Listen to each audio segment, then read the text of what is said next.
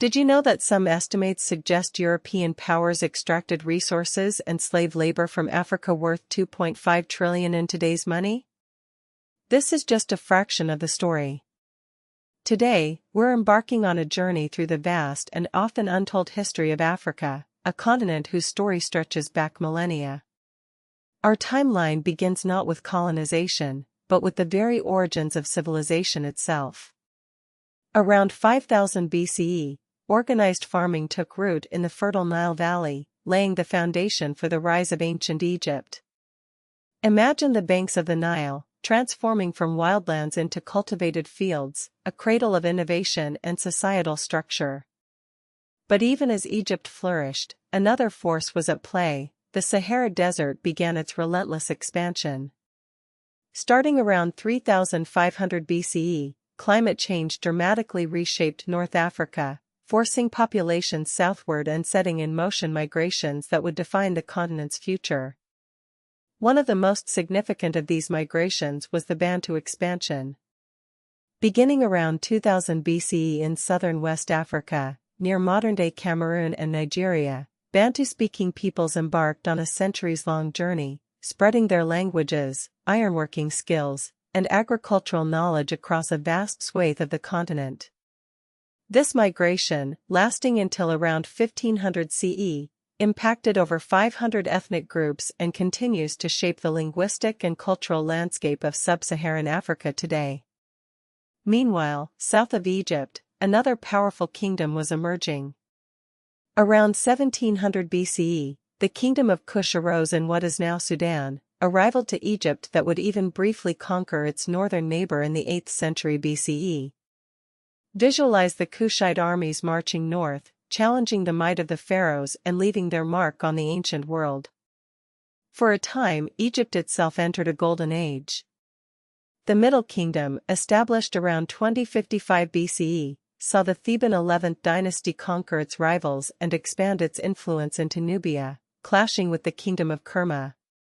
Later, the New Kingdom, starting around 1550 BCE, drove out the Hyksos invaders and conquered territories in the Levant, incorporating Nubia and reaching its peak under the reign of Ramses II. But not all of Africa's ancient powers were located along the Nile. Around 814 BCE, Phoenician traders from Tyre founded the city of Carthage in modern-day Tunisia.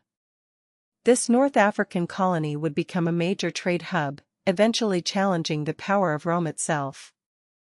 The clash between Rome and Carthage culminated in the Punic Wars, ending with the destruction of Carthage in 146 BCE and the establishment of the Roman province of Africa. As the Roman Empire rose and fell, new powers emerged in West Africa. Around 500 CE, the Ghana Empire began its rise to dominance, controlling the lucrative trans-Saharan gold salt trade. Imagine the bustling markets of Kumbi-Sala, the empire's capital, overflowing with gold, salt, and other valuable goods. The Ghana Empire's wealth was legendary. King Tunka in the 1060s, reportedly hosted 20,000 visitors at his court. However, the empire eventually fell to Almoravid invasions between 1076 and 1240. Around 750 CE, another significant development was taking place on the Swahili coast of East Africa. Arab traders began settling in the region, leading to the rise of city-states like Kilwa. Islam took root, not through conquest, but through trade and cultural exchange. By 1000 CE, Kilwa Kisawani was exporting a ton of gold annually to India, a testament to the region's economic power. Further inland, around 960 CE, the Kingdom of Aksum, in modern-day Ethiopia and Eritrea, collapsed due to invasions by the Islamized Beja people, forcing the Aksumites to migrate south into the Ethiopian highlands. The stage was now set for a new era in African history. In 1798, Napoleon Bonaparte invaded Egypt, sparking a rivalry between France and Britain and signaling the beginning of increased European involvement in the continent. The 19th century saw a dramatic shift as European powers began to carve up Africa amongst themselves. The Second Anglo-Boer War, fought between 1899 and 1902, pitted Britain against the Boer republics of Transvaal and Orange Free State. The war resulted in the deaths of tens of thousands of people, including many black Africans, and ultimately led to the annexation of the Boer territories by Britain. The scramble for Africa reached its peak in the late 19th century. The Berlin Conference of 1884–85 formalized the division of the continent among 7 European powers. By 1914, 90% of Africa was under European control. This colonization had a devastating impact on the continent, leading to the exploitation of resources, the suppression of local cultures, and the imposition of artificial borders that continue to fuel conflict today. Over 2 million African soldiers were conscripted by European powers during World War I. These veterans returned home with new ideas and a burning desire for independence. In South Africa, the seeds of apartheid were sown in 1948 when the National Party won the election and began implementing its policy of racial segregation. The mid-20th century witnessed a wave of independence movements across Africa.